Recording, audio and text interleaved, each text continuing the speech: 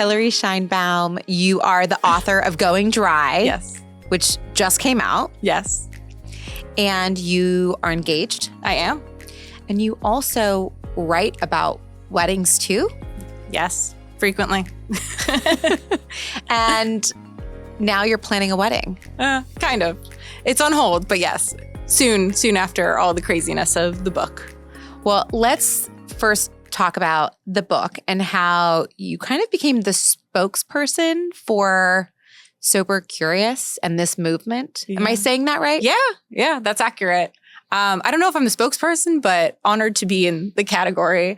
And yeah, I've been doing these sober months and exploring sober curiosity for about 8.5 years. It'll be 9 Januaries this January since my first dry January. So it's been a wild ride.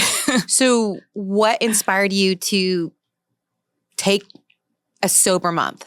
I'm going to take you back to 2016 when I was a red carpet reporter. I was like living my dream job. I was, as an entertainment reporter, interviewing celebrities every single night. And it was great. Like, every Real Housewife, the Kardashians, every A-list actor that was coming out with a movie, they were the subject of my articles between, those like 5 solid years. And I would go to these movie premieres and then the after parties, and drinks were available. And I wasn't necessarily drinking every night, but during the day, my freelance life ranged from beauty and wellness to food and beverage. And a lot of my coverage was actually about booze. So I would interview bartenders and beverage directors and brand ambassadors and, mixologists and go and like research all of these cocktails and beers and wine. So given it all of that, and you were drinking a lot. I was sipping. I wasn't like overindulging, but alcohol was everywhere in my life. So, it was at work. It was dating in my 20s in New York City where nobody drives. And so people tend to overserve themselves. And, just like being a social 20-something, like everything revolves around going to a bar. Even if you go to the park, somebody opens a bottle of wine. So all of these, gatherings and social opportunities were, filled with alcohol. So at the end of 2016, I had dinner with a friend. We were chatting about New Year's resolutions because New Year's was a week away. And a week later on New Year's Eve, we were just texting and wishing each other a Happy New Year. And before the ball dropped, I proposed that we do a dry January because we had been talking about it and I had thought it was, ridiculous at the time. But I was tipsy and I said, I bet you can't do this. And essentially we embarked on a 31-day bet. And my friend lost and I won, despite everything I just told you about my career and my social life. And I felt amazing. And as cliche, I know it sounds so corny, but like it changed my life. I was sleeping better. My skin was better. Everything was just a little bit more clear and I was a little bit more focused. And so I've done Dry January ever since. And that's what inspired my first book, The Dry Challenge, and now my third book, Going Dry. I commend you because New York City as a single person, avoiding alcohol is a real challenge because all social activities really are surrounded around alcohol. And I remember in my early 20s and early 30s being in the city, people would notice if you didn't drink, right? They assume that if you don't drink, oh, you have a problem, rather than it's a conscious choice because I'm prioritizing health or my sleep or my skin. So it can be, and I'm talking, this is probably 10, 15 years ago. When I was going through it, I remember there was kind of a stigma of not drinking. Yeah. And now there's been a movement where people are way more comfortable saying, hey, no, I'm not going to drink tonight. And there's less social pressure to drink than I think there was, I'm going to say back in the day, but earlier. 1,000%. I mean, even, as recent as pre-pandemic, if you went to a bar, there weren't the same options that there are now. Mm-hmm. I mean, when I started my first dry January, I would be like whispering to the bartender, asking them for, something that looked like a cocktail. Totally. Or asking them to like mix my own concoction, like my own recipe, like as if I knew what I was doing. And now there are bars, restaurants, hotels that have inclusive menus. And I think it's amazing. There are so many options. And yeah, I think that even, when I started this journey, people would ask me, are you pregnant? Are you sick? Do you have an issue? The "are you pregnant" question would trigger me so much, especially as a woman who is engaged or was engaged. And anytime I didn't drink, that would be the assumption like, oh, she's pregnant. Yeah. It's like, no, I just want to like have clear skin for a minute, or I don't want to wake up tomorrow with like a little bit of anxiety. Oh, the anxiety is so real. But yeah, it's crazy because people would be just so invasive with their questions, and it would be random people that I'd, meet at a bar because I still went out, but, wasn't drinking. And, these people would just be like, oh, like, are you okay? And like insinuating that there was something deeper that I was embarrassed to share. And I was like, no, I'm doing a dry month. Like, I have a bet. I'm going to win. I think it can be triggering for people who find it challenging to say no to drinking, that when they see someone so easily saying, no, I'm good, I'm not going to drink tonight, it can be triggering. It can be upsetting to them. And I find that people are a little bit opinionated or would go out of their way to say like, oh, it's interesting. How are you doing that? Yeah. And I obviously experienced that firsthand, as, you have too. It's so interesting because I was doing an article about this and I was talking to an expert, and her take on it, which I don't know. It just makes so much more sense to me now, is that people identify drinking with having fun or celebrating or, making connection and bonding with people. So when you tell somebody that you don't do that, they take it as like, this person's not fun. They don't want to connect. They are not looking for a good time. And they instead assume the opposite. So like, I get that, but I think that people are now realizing that that's just not the truth. Like, you can still have an amazing fun time, a great night out without imbibing, and that's it. So, and alcohol is one of the biggest agers. Yes. Every dermatologist is like, it's so bad for your skin, and every it's so bad for your sleep. Yep. And you mentioned anxiety. Yeah. For me, physical hangovers are not about the headache and the nausea and the wanting something salty or sweet. To me, it's about the chatter in my head. Yeah. Even if I didn't drink that much, that's running through everything I said or did the night before. And that is enough for me to be, no, thank you. It's so funny because I still drink on occasion, but I mean, gosh, I remember like the hangovers, like you said, it wasn't about like headaches. I wasn't necessarily like sick in bed, although that's happened like quite, a few times. I think we've all been there. We've, whatever, we've lived through it. But again, like, just texting your friends and being like, oh my gosh, was that thing that I did embarrassing? Or, did I come off a certain way? Or just being just so much more aware that you were not fully in control of like your actions, or, just yeah, that anxiety, I don't miss it. It's resonating with so much of, I think, millennials and also Gen Z. Yes. And I think the data shows that alcohol companies, their sales are down because this next generation values their sobriety, values their peace of mind and their health above that of a good time. Yeah. I think also it's really interesting, like these huge brands that are known for their beers, their wines, their spirits are making non-alcoholic beverages now. And that just goes to show that times are changing and their customer is changing. And so they have to adapt. And so I think as time goes on, it'll be interesting to see how those numbers, react and who is comes out on top. Because I think that more and more people are just realizing that alcohol is not doing anything positive for their well-being. Alcohol and weddings and celebrations, they go together. And so I want to talk about weddings in just a second. But you also have, your career is rooted in weddings too, as a writer for New York Times wedding section. Yeah, I've covered weddings for the New York Times, for Brides, Domino, probably a few others that I'm not mentioning. But yeah, a lot of weddings seem to have, a very large alcohol component, which is pretty ironic. I'm just curious because we get people pitching us their weddings all the time to be featured on Loverly. We're obviously a digital first, kind of social first platform, but to be published in the New York Times wedding section, I think is for a lot of high profile couples like a big deal. Yeah. Dish.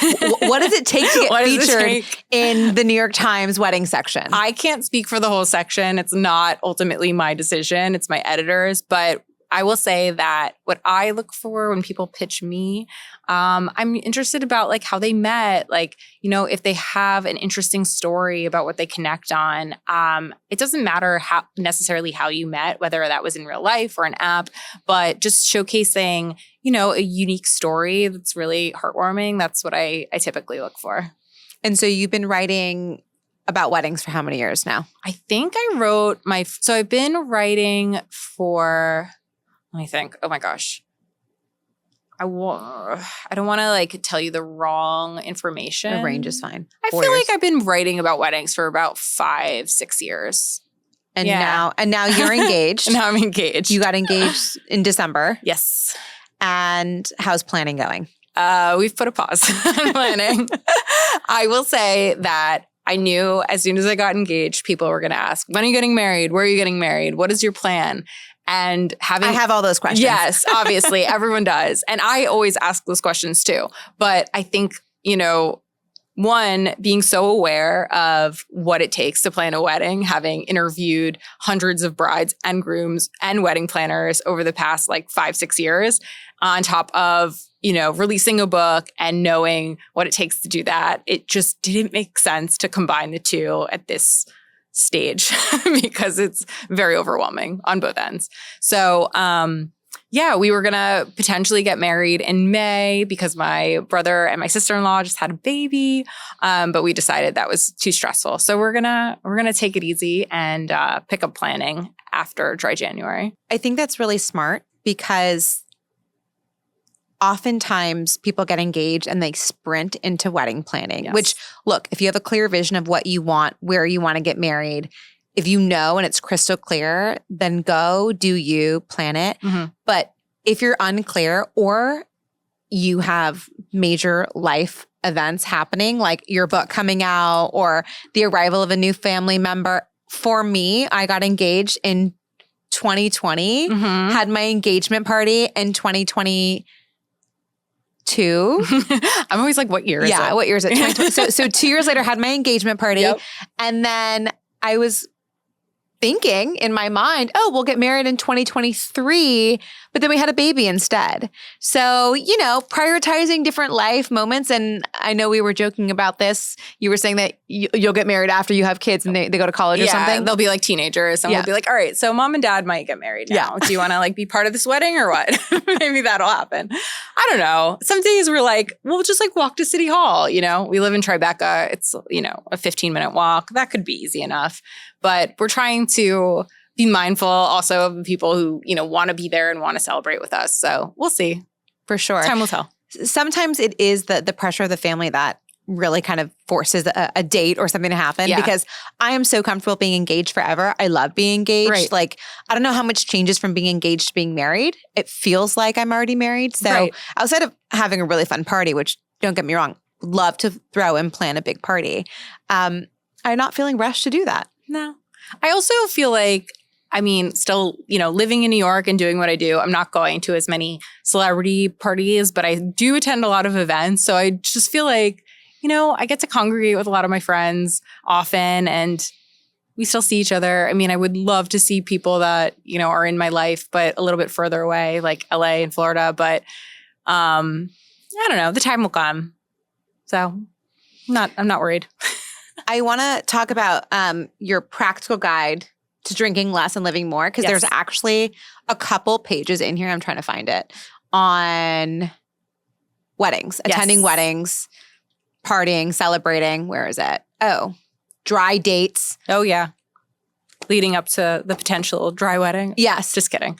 But I mean, yeah, the thing is like people get so heated when there isn't an open bar at weddings. And, you know, having been one of those people in the past who was like, oh, I don't get it. I totally get it now. Obviously, it's very expensive. But also, I feel like the open bar is not the reason why you're attending your friend or family member's wedding, your loved one. Like, you're there to celebrate. And so there are just some, you know, helpful reminders, obviously, about like why you're there, other things that you can do to occupy your time. And you don't necessarily need to be dry at somebody's wedding, but if you're choosing to, it's great to focus on other things. So, yeah. So for a couple that is hosting a wedding or throwing a wedding, what are some ideas on how they can incorporate or support dry guests? Yes. I always say it is really important to have non-alcoholic options, and that could be like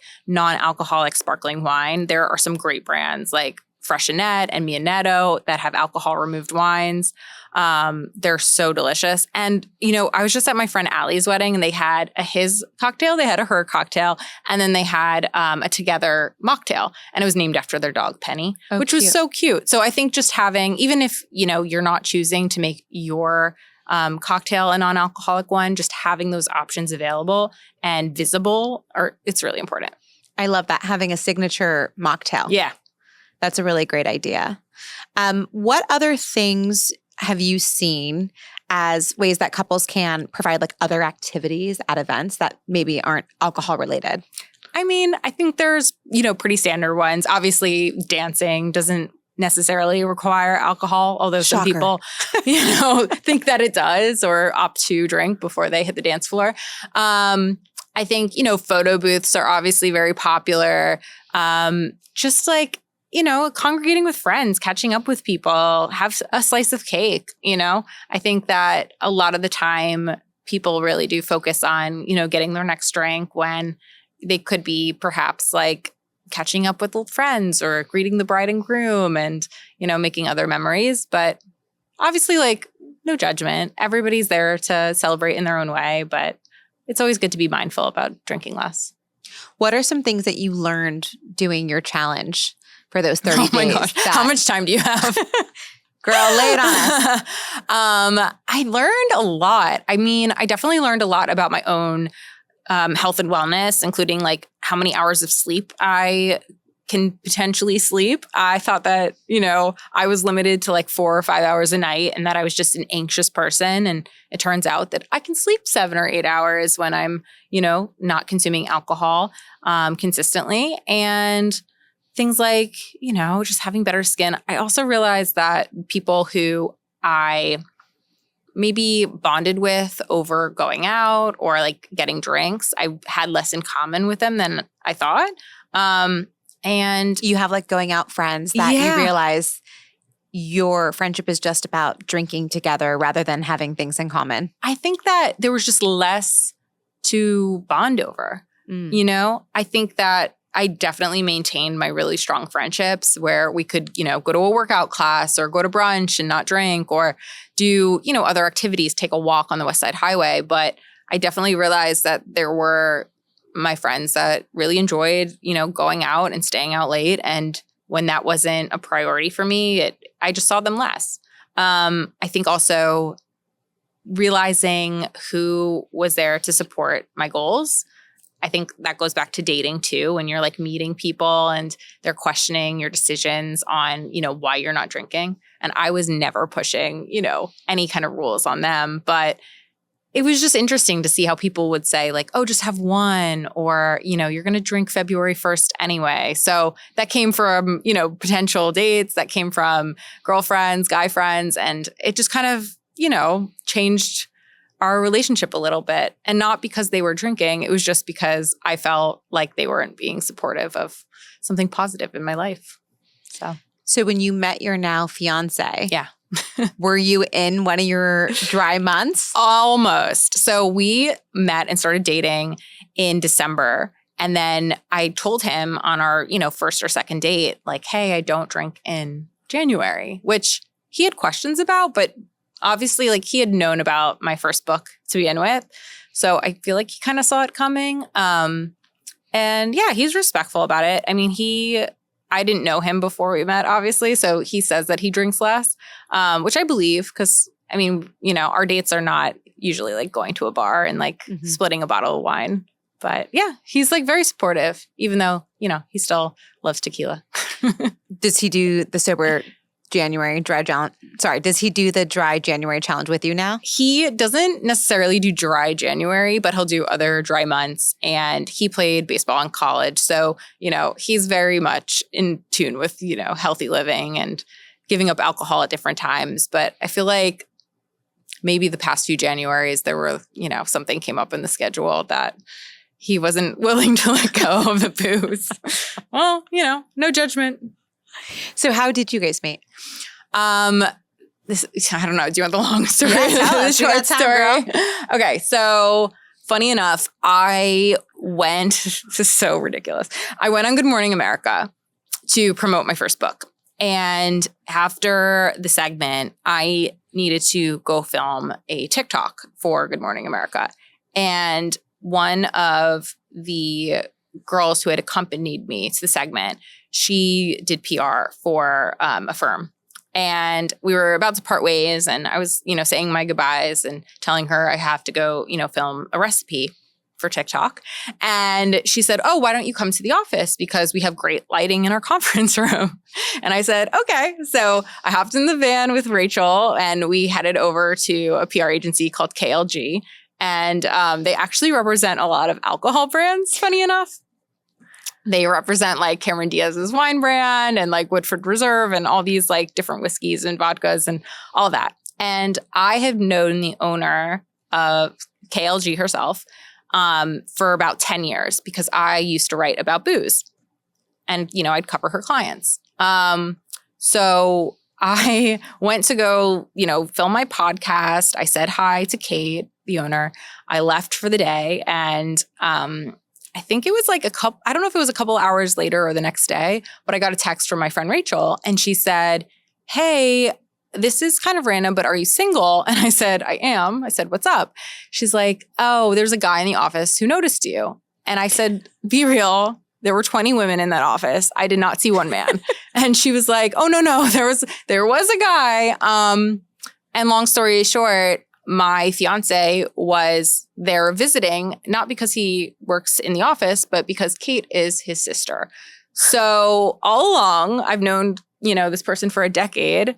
Thanks for letting me know that you had a younger brother. I'm just kidding. And now she's my future sister-in-law. So that is how I met Jim, my fiance.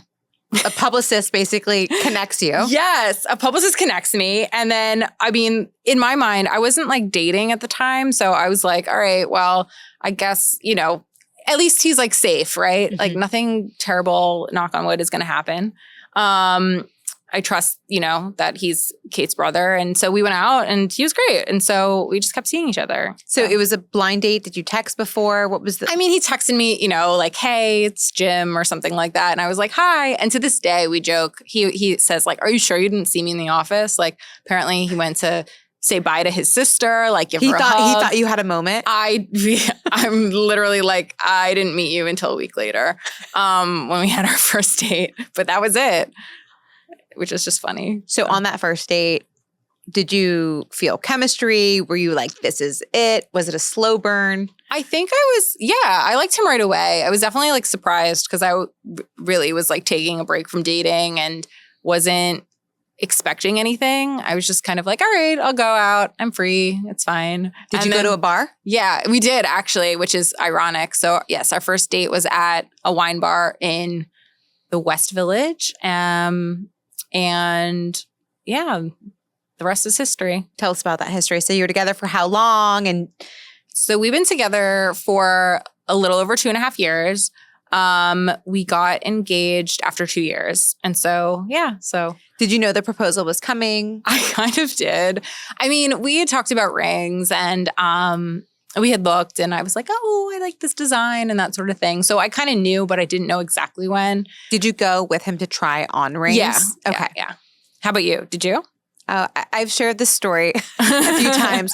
I am a little bit more of a control freak. So I went to the jeweler. I picked out my stone, my setting, my everything without him, with like 2 of my girlfriends. Nice. And then, before I left, handed my my now fiance's phone number to the jeweler. Good. And she said, don't ever ask me about this again.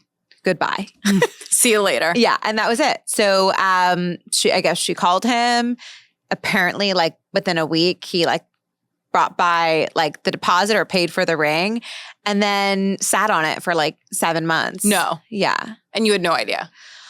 I started to get really like bummed out that like maybe he like didn't take the initiative, didn't like maybe the stone had been sold, no. So because I went in January and we didn't get engaged until the end of June. What was he waiting for? Well, it was 2020 and true. we were going on vacation and COVID kind of threw a wrench and everything.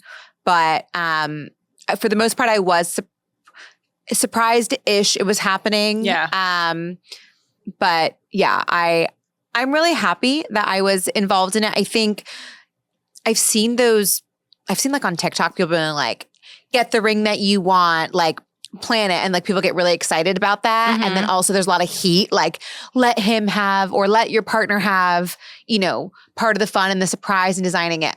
For me, I wear this every day. Yeah. I look at it every day. If it's not exactly what I want, I'm not going to wear it every day. Yeah. And also I will look at it and as a perfectionist, I will think about the things that I wish it had or it was. Yeah. And so that is me personally. Everyone is different. Yeah. But for me, like I'm very happy that I designed it and I love it. I love that. I think for me personally, as silly as this sounds, I had not tried on any wedding rings. I've been writing about weddings forever and listening to feedback and knowing what to look for and all that stuff. But on a personal level, I had, girlfriends who'd be like, oh, try on my ring and that sort of thing. But I honestly thought, I'm glad that we went together because I thought I wanted something. And then when I tried it on, it just didn't look. I thought I was an oval girl. Yeah. I thought for sure I wanted oval. And then I tried it on and I was like, it's not doing it for me. Right. I was like, I don't know if it's my finger or like what it is, but this isn't working. Yeah. And I think it's just like fun to do that anyway. So it was a nice, like fun little excursion that we had, like a little, day date. And then how far in between when you tried on rings too? I think the first time, because we went 2 different times. We went, this is so weird, but I ran the New York Marathon last year. And so I am kind of like timelining it leading up to that. So we went, I feel like in September of last year was the first time. And then the second time when I actually found my stone was October because it was my last, this is so silly, my last long run before, the actual marathon. And we left like right after that. We like, I took a shower, like got ready, went and found it. So I think, we picked it out in October and he proposed in December because it takes like, a month or so to. So you actually picked out your exact ring? Yeah. Well, I picked out the stone and I'd seen the setting, but it wasn't exact. So I was like, I don't know exactly what this is going to look like, but I have at least I feel like an 80% idea. So you were very involved as well. Yes. You're in my camp. You're not the totally surprised situation. No, I like knew, what it was going to turn out to be. Yeah. You have covered a lot of weddings in your day. What are some things that are like, what are like some epic weddings or things that you've seen that you've been impressed by? This is going to sound maybe a little bit like offbeat, but one of my favorite stories that I ever covered was about couples who get married naked. What? Yes. And it, as maybe like different as it sounds, it was actually a really like heartwarming story and it all stemmed from me looking for a bridesmaid's dress for my cousin's wedding. Basically, in short, my cousin was getting married like 6 years ago, and I was a bridesmaid. I said to her, I cannot find a dress that looks good on me in the color palette that you like. And she was getting married in South Florida. So I made this joke, like, if I can't find a dress, I'm going to come to your wedding like in a bikini, or I'm going to show up naked. And it struck me. I was like, oh my gosh, I wonder if people get married naked. Is that a thing? Like, there's got to be a couple out there that has just like walked down the aisle, whether they just hate clothes, they just don't live in clothes, they just were protesting, expensive wedding dresses, whatever it may be. I was like, I'm going to find them. So I started doing some research. I found out that, in fact, a lot of nudists get married naked because that's how they live their lives. And so why would they spend the most important day of their life being clothed? And I pitched it to my editor, and she said yes. She actually followed up and said, can you go to one of these weddings? Which I never did because I had pitched it during the winter and nobody was getting married naked in the winter. But it became a really unique, different story, and nobody had written about it before. So when people ask me, they're like, what do you look for in a story? I always say, like, I would love to be the first person to write about something. I mean, it happens here and there. But that was one of them. And I think it turned out really well. And I actually won an award for it, strangely enough. But it was great. I interviewed an officiant who was in her 70s who would marry people. Would the naked. officiant be naked? Yep. And all the wedding guests are naked? Well, it depends. But those were some of my questions. Are, the guests naked? Are the vendors naked? Do they have to sign some kind of document about, photography? Are there photographers? Are there children present? I had a lot of different questions. Can you please answer some of those questions? Yeah, so I need to know. You can read the article on the New York Times if you type in my name and type in naked weddings, New York Times. Give us the Cliff Notes now. Essentially, sometimes there are children at the weddings if they live on a property that is like a nudist colony. Mm-hmm. And sometimes there are nudist clubs. So it depends on the age range. It depends on if, people are living there, if they have apartments, if they work on the property, et cetera, versus, going to a social club where, people are gathering, but maybe they don't live there. And it just depends. It depends on location, the club, the rules, all of those things. So sometimes, yes, the vendors, the guests have to be naked. Sometimes there is photography. Sometimes there isn't. So the wedding vendors are naked or not naked? I would think that some of them are, if I remember correctly. However, I know that they are made aware. Is there a segment of vendors that are in a nudist community? Like, I think...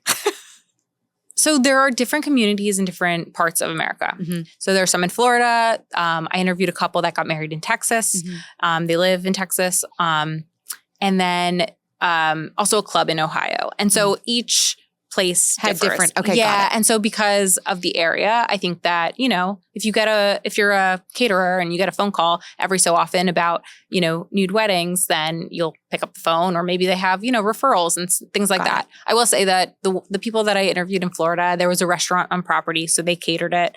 The one in Texas, I think they had more of a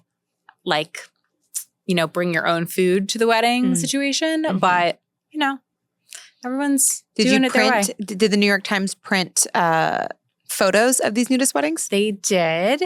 They cut off at the waist. Mm-hmm. So, obviously nothing is shown in print. Were there any veils being worn? Is it naked with a veil or it's completely naked? So there's a couple that is featured in the story. The man is completely nude. And so the photo cuts off at his waist. And the woman is wearing like a sheer top, but you can, see things. Mm-hmm. However, on the angle that she is positioned, you can't see anything. Mm-hmm. I don't remember if she was wearing a veil.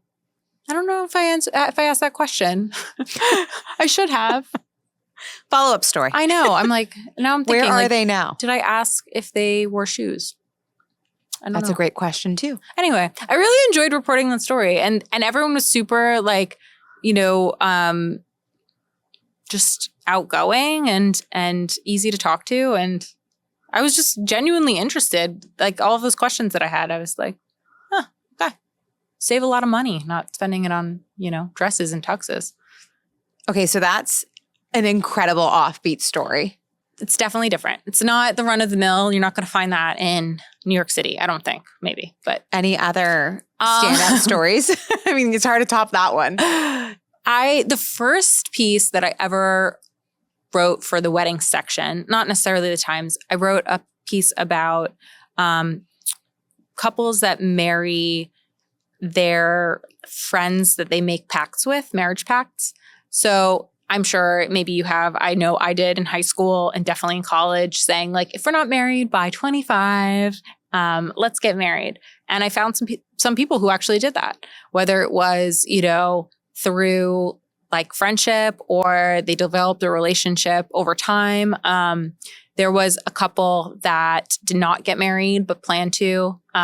He was gay, she was straight, but they wanted to help each other and get medical benefits, and they did not end up getting married, but they've remained friends, and they definitely are still in each other's lives. So I thought that one was interesting, like actually finding those people.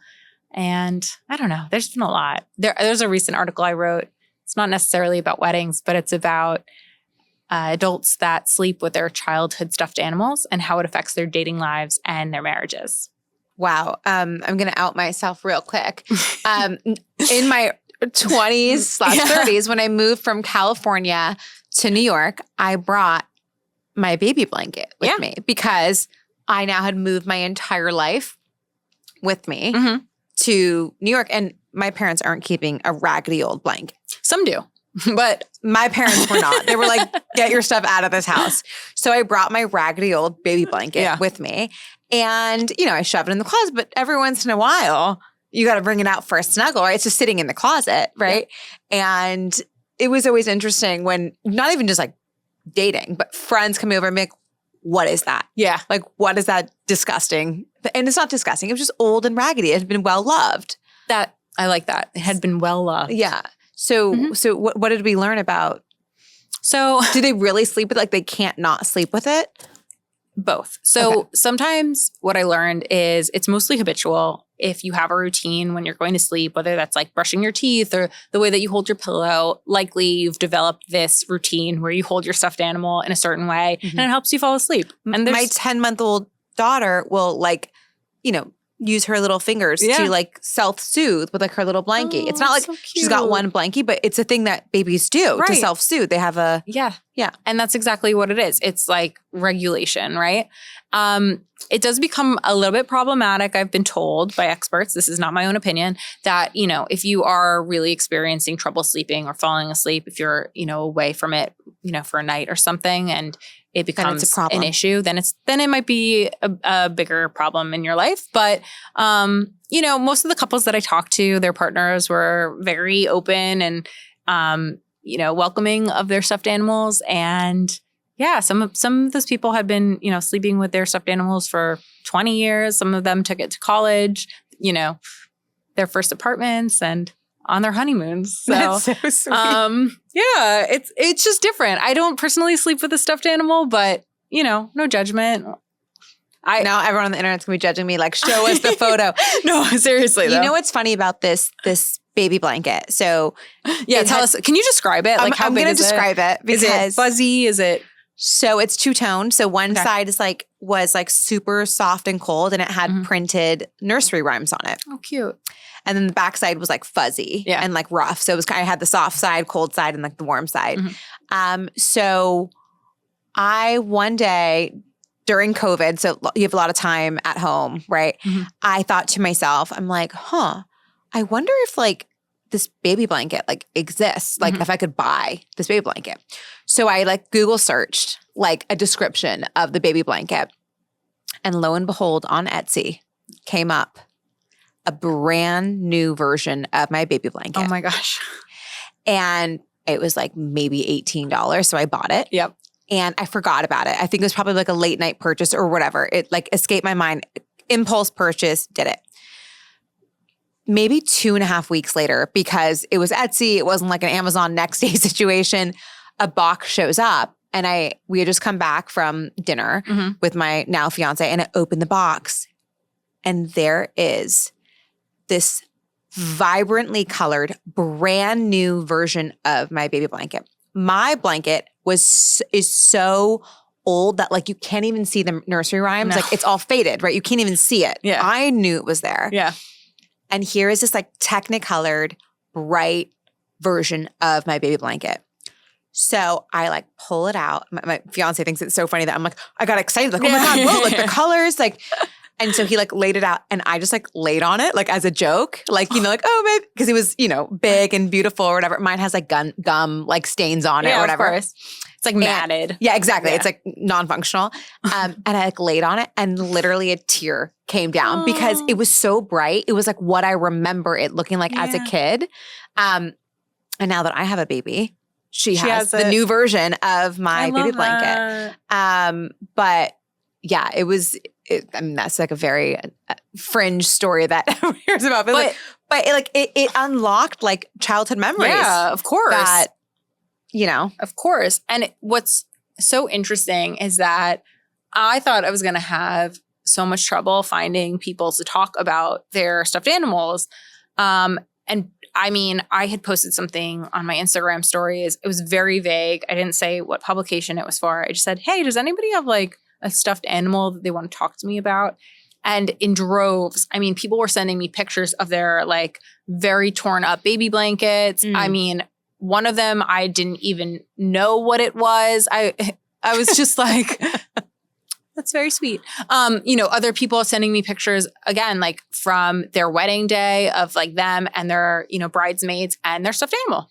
And yeah, the stories were coming in about like, oh, I lost mine. I replaced it. You know, my brother took its head off. Like everyone just wanted to talk about their stuffed animal. So it was really heartwarming. Not what I expected, but it was great. Is that where you source a lot of your subjects, through your Instagram stories or social? Not necessarily. I do put stuff up sometimes just to get like a little bit more information and background and see if I'm like onto something.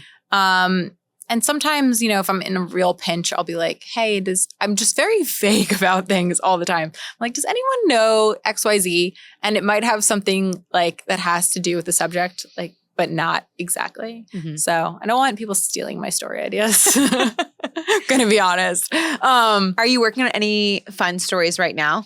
I am at this very moment. Let me think. I have a few celebrity interviews coming up, which is really fun because I used to do that so consistently, like every day. Who are you writing for? Like Us Weekly? Or? I currently like contribute to like Yahoo. Occasionally I'll do content for Equinox. Sometimes I'll interview like athletes and stuff like that, or just, you know, everyday people. But yeah, I have a few celebrity interviews coming up. I recently interviewed Carly Kloss.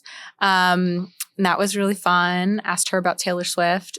Went a little viral. Do we think Taylor Swift's going to get engaged? I don't want to speculate. I think that I think a lot of people believe that she already is. That she's engaged. Yeah. I don't know. I don't know her personally, and I don't want to get in trouble. But I also feel like she is such a big star that that's not something that she needs to necessarily share, you know, with the world. I feel like, you know, she's been very public about her relationship. And I feel that's true. That celebrities that decide to showcase their relationship, right, and then invite their fans into that relationship, right, it's hard to then draw the line and say, no, just kidding. Yeah. Because I think people now expect it and they're excited and they want to be part of this journey. I'm not saying fans are entitled to it by any means, but, you know, if you are someone who's very public and you put your relationship out there publicly, then people are going to comment on it and have an opinion. Oh, absolutely. I also think it's so interesting because there are so many celebrities and especially reality stars that take you step by step, every single, you know, thing that they do in terms of obviously their lives, but certainly their weddings, including like picking out the dress, getting their makeup done, you know, even like searching for a venue. Even if they don't like reveal it, they'll talk about it in like little it's a whole genre on TikTok. Yeah. And we've had many of those wedding influencers on here who have shared every detail of their wedding, and people love it and are obsessed with it and follow along. It's our version of almost mini soap operas. Totally. It's true. You're right. And it's also kind of like in the same way that people love watching like home renovation, you know, stuff on HGTV. They're like, yeah, like how is this process going to end up? Are you going to do that with your wedding? I don't think so. Not a fit for you? I don't know. I might write about it in bits and pieces. I don't know. I feel like I'll be so preoccupied in my brain, like trying to figure things out, that I don't know if I'll have time to like put it on social media, as bad as that sounds. Oh, it's actually like a job to create the content talking about 1,000%. Yeah. I think that, there's no doubt in my mind. Like when people say like being an influencer isn't a job, I'm like, have you seen like any of what goes into this? Because no. Try to edit like a video. No. It's like hours. No.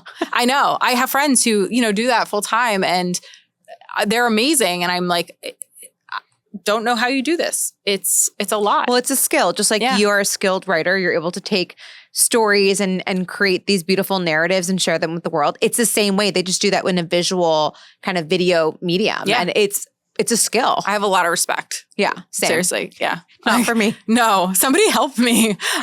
Someone else is editing this podcast. It's not me. 'Cause I don't have the patience, nor do I have the thumb dexterity. Like sitting there and editing on an iPhone for hours. No, thank you. Oh my gosh. No, it's a real skill. Curious about celebrity news and weddings. Mm-hmm.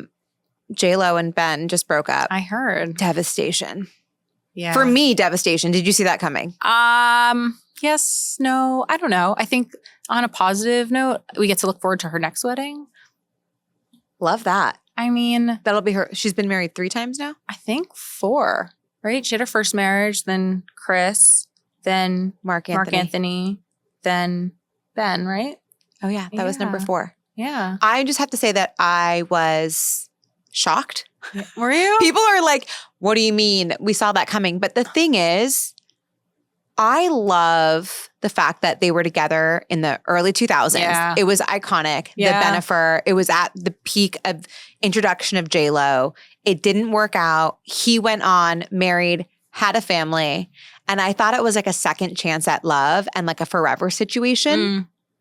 I really had hope. I think when you ask, like, did I see it coming? I just saw so many headlines over the past like couple weeks that they were apart. And so having been in celebrity news when people are, not positioned together for like months and months or weeks or whatever it is, you kind of start to get the feeling that something's not going well. Well, she didn't have a prenup. I heard. Which came out, which I don't think she's ever had a prenup in any of her. Which is what I think somebody needs to do like a deep dive on. So I think what I heard was the reason why J-Lo didn't have a prenup was because they felt it was wildly unromantic to negotiate the terms of a relationship not working out. Yeah. But we've had prenups, like a lawyer come on and talk about how it's actually the most romantic thing you can do to say, hey, if we decide that like this doesn't work out, we don't want to like fight over things that don't matter. We want to preserve a relationship. Totally. And so kind of having those clear boundaries. Yeah. Especially if kids are involved, like you don't want to. Or hundreds of millions of dollars. That too. Maybe just the fact that they both had their own, that they didn't need to worry about. Right. Like, did they set up a joint bank account? I don't know. I have so many questions. Yeah. Like, maybe this is a story for you. The deep dive on the celebrity divorces. Yeah. How does it work? I know. Have you seen, there's actually this really interesting TikToker who does summaries of the Vogue to divorce pipeline. Have you seen that? No. It is fascinating. Tell me more. I don't know her handle. We'll have to find it. Yeah. But it is really unique. She actually delves into a lot of couples who have shared their wedding on Vogue.com or in the pages. And then she just, talks about their dresses and the guest list and, the party, and everything is just like 10 out of 10 perfect. And then she, examines the downfall of their relationship and how long they were married. And it is an entire series just profiling the couples that are featured in Vogue and then do not end up together in the long run. Do they have, is there a correlation between a Vogue wedding feature and breaking up? Like, is it like 70% of people featured? I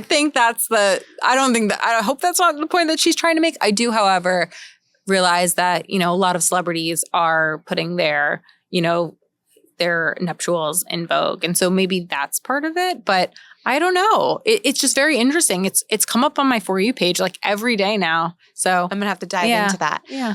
It's interesting because when I look at them, I just lost my train of thought. I was telling you, you were saying about celebrities that get divorced. Prenups. Oh, no. I want to know who has them. I remember. I was recently looking through the Loverly archives, like editorial. Yeah. And there was an article that we wrote, I think in like 2018 or 2019, that a recent study at that time had come out that showed the bigger the engagement ring, the higher likelihood of a divorce. Interesting. However, let's just say that was like 6 years ago we wrote this article. Yeah. I think there has been a massive shift in the baseline size of an engagement ring. Mm-hmm. I remember when I first started Loverly, it was around the time my sister got engaged. And at the time, having like a beautiful 1 carat was like, whoa. Mm-hmm. If you had 2 carats, it was like, wow, you are flexing with a 2 carat ring. Yeah. I feel like now 4 carats is the new 2 carat, as far as like 4 carats is like, oh, wow, that's a bigger ring. Yeah. But that's not even like the biggest. People are getting like 5, 6, 7 carat rings like casually. Whereas that used to be like reserved just for celebrities. Yeah. I think it has to do with lab grown diamonds. Yes. Being, widely available in larger sizes. But in general, it feels like the bigger rings has become a trend. Definitely. It's also funny when you were saying this, I was just thinking about, I think she was an actress from Twilight. She has like an 11 carat ring. She just got engaged. The band is really interesting too. It's like this red, like deep red band. That's besides the point. I agree with you. I think definitely the lab grown diamonds are, more popular than ever. I also think that social media has a ton to do with it because, as crazy as it is, I think that a lot of people take a lot of their inspiration from, other people and what they're seeing. And, the bigger the diamond is on social media, the more visible it is. So I think that there's a lot of influencing going on, regardless of if people are professional influencers or not.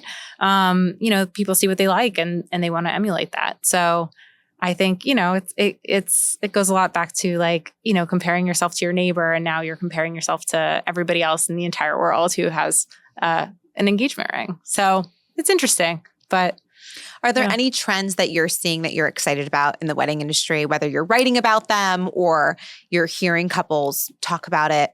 I'm trying to think, what was I recently excited about?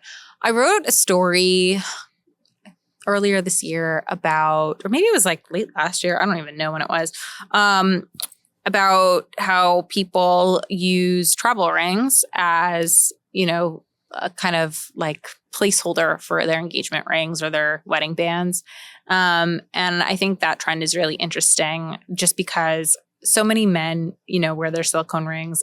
There was a source in my article who told me that he hasn't worn his wedding band since like his honeymoon, which was a week after his wedding, just because it doesn't make sense for his day-to-day life. And I just think it's interesting. Like there have been articles written about like Victoria Beckham. I think she has like something like a dozen engagement rings. And I think that's going to be a really interesting trend. My story was about, travel rings and alternate rings and, using maybe less precious stones while you're, doing yard work. You can buy them on Amazon for like $19. Yep. And they look pretty decent.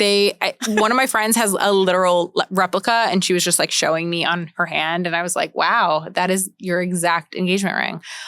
So I think that's been really interesting. But that doesn't like lower the chances of you being robbed because someone doesn't know the difference between a fake engagement ring and a real diamond ring from far away. Yeah, I think it's more so if like you're going into the ocean. Which you should not go into the ocean with your engagement ring. Well, yeah. But in this case, if you have a fake one, you shouldn't be polluting the ocean period with your rings, people. But I think, it's instances like that. Or if they're at a hotel and they're taking off their ring to like go to the gym and they just forget to put it back on or something of that nature.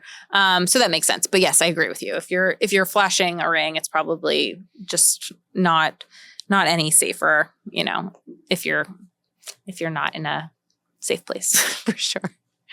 I'm trying to think if there's anything that you want to cover that we haven't, because I just looked and I realized we've been going for 55. Oh, we're almost done. Yeah. Is there anything you want to cover that we haven't?